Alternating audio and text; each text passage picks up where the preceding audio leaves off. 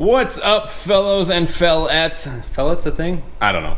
Anyways, today's video, we're working on the Dodge Dakota. It's kind of becoming a thing lately. There's always something on this. If you guys have been following along, we installed electric a cooling fan on this truck, and we installed a Hayden fan controller. It's been working good as far as coming on and turning off when it's supposed to.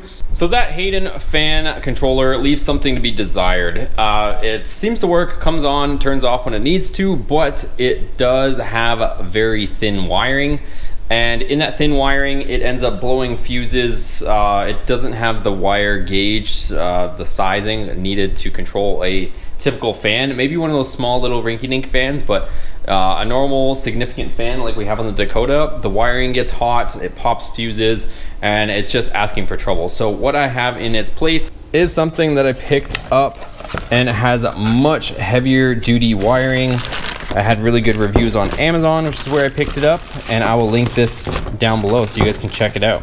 I'm going to be a bit of a rebel and not use their fan switch because it's going to save me some work, and I don't mind the one that I currently have on the truck. So I'm going to use the fan switch from the Hayden controller since it's already on there. It's already in the rad. This one you would have to put into something that was running on the cooling system so that it can pick up the cooling temperature. So if you guys want to go ahead and do that, you guys can figure that out and where you want to tap into or put that. But since I already have a probe, I'm going to use the existing one.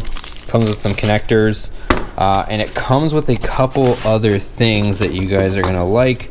So it comes with a significant fuse on it. So this is a lot more heavy duty than just the little blade fuses that you would normally see. And it comes with one of these relays, which if you can see there is a 60 amp relay. So this puppy is going to be able to hold the juice we're going to be running through it. And the gauge on wiring is significantly larger. So it's got some heavy duty gauge wiring both in and out, so running from the battery to the fan, and this is going to be able to support the fan that we have on here. So let's pop the hood, I'll show you what I got, and we'll get straight to work. Okay, so here's what we have under the hood. So here's our electric fan. Some guys were asking which one I used. I don't know the exact model, honestly. It was something that I picked up. I have a couple more of them if you guys are interested. I believe they're off of a Kia, but the fan is freaking huge. It almost takes up the whole size of the rad, and this thing cools significantly. So I've been driving it up into plus 107 ambient temps, and my temperature is like a quarter of the gauge the whole time whenever this is running. So mind you, I don't have AC, which I'm honestly thinking about putting back in for the time being, but regardless, this fan is definitely keeping our engine cool, and it's quiet, which is nice too. It's not super loud or annoying. So this is what we have. So we have our the factory connection, and I just got these spade plugs on here running over. One goes to ground, and the yellow one happens to be the power, and that's just the color that the Hayden fan controller uses. So nothing's really melted yet, although the fuses have. So if you guys saw my last video, this fuse holder got pretty crispy, and it seems like the 40 amp fuse is doing its job. I mean, maybe I could just leave it, honestly, but I kind of wanted to beef things up. All right, so here's the instructions, and honestly, they're a little confusing. So if you guys are going to use this kit, I'll clear it up for you guys real quick. It says red long wire way up here, but really that is in reference to what's going to your battery. So the long red wire from your, cluster of wires is going to go to the circuit breaker and then to the battery, and then the short red wire is going to go to your fan. The other side of your fan is going to go to a ground, and then you're going to have two wires left out of your relay.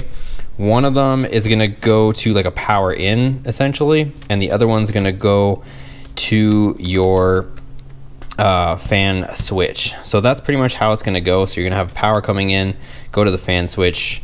Either way, you're gonna have to loop it through. So what I'm gonna do is the other wire coming out of my relay, I'm just gonna put it to ground. I'm gonna send power from my switched power source into my fan switch. It's gonna come out with power, hit the relay, and then the other side is gonna close the circuit because it's gonna be on the ground. So hopefully that makes sense.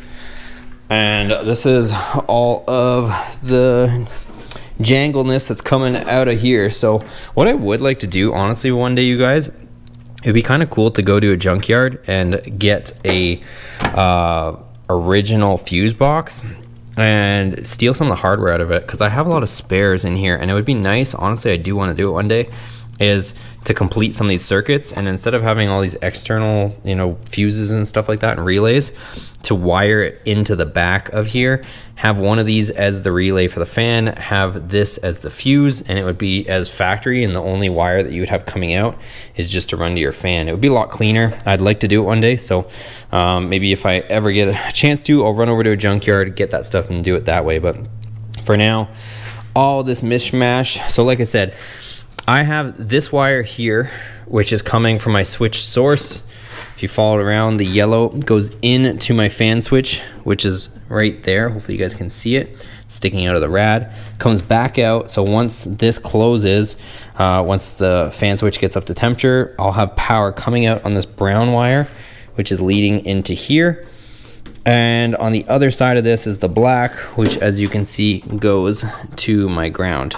So that's what I'm going to do, is I'm going to cut off this brown wire, feed it back into the other relay set. So all that's doing is just triggering the relay. It's not carrying any load really. So you can use the smaller gauge wire, but where I'm trying to benefit from the better gauge wire is on the ones that are actually running to the fan, because these ones get hot and these ones are a much bigger gauge wire. So that's the whole purpose of doing all this. So let me get this wired and I'll show you guys what I got. All right, so we've got it all installed, and now the colors make a little bit more sense. Instead of those burgundy wires, red is positive, black leads to ground from the fan. And as far as the other wires, yellow is coming in from my switched power, meaning when the ignition is on, this wire can have power. So I have that from a fused source, which is coming from inside the truck. Comes into our switch, our fan switch is here. Once the fan switch reaches temperature, it closes the circuit, comes out on the brown wire. Brown wire runs into a relay, which I mounted right here in the corner. I didn't drill any new holes because I didn't feel like it. I used an existing hole that was there, mounted it there. And once the power comes in on the brown, I have the black wire on the other side of the relay, just going to this bundle of factory grounds here. The red wire continues through and it comes this way. And then it gets its power from this fuse. I decided to put the fuse next to the fuse box, just kind of made sense to me. And then this is gonna come up and get connected here for our power source, which is a fused power coming from, again, another fused power coming from the battery. So I'm gonna be happy with the way this is gonna work. So what we'll do is I'm just gonna put some wire loom on it. I just wanted to show you guys the colors before.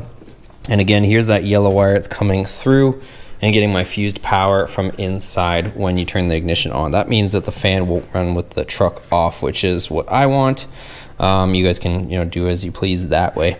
So now I'm gonna put all my wire loom on, connect my positive, we'll start it up, let it get up to temperature, make sure everything works, and hopefully the wires don't get hot running this big fan. And just a quick note on the exhaust, if you guys have been following along, I did paint the exhaust tips black to match the wheels for now, but this is still just the Scat Pack or Hellcat resonators on here, and we're going to be going with the full Scat Pack exhaust, both the mid mufflers and the resonators, because this is a little too loud. But nonetheless, we're going to give you a cold start, even though it's 100 and something degree day. We'll fire it up for you guys so you guys can hear it.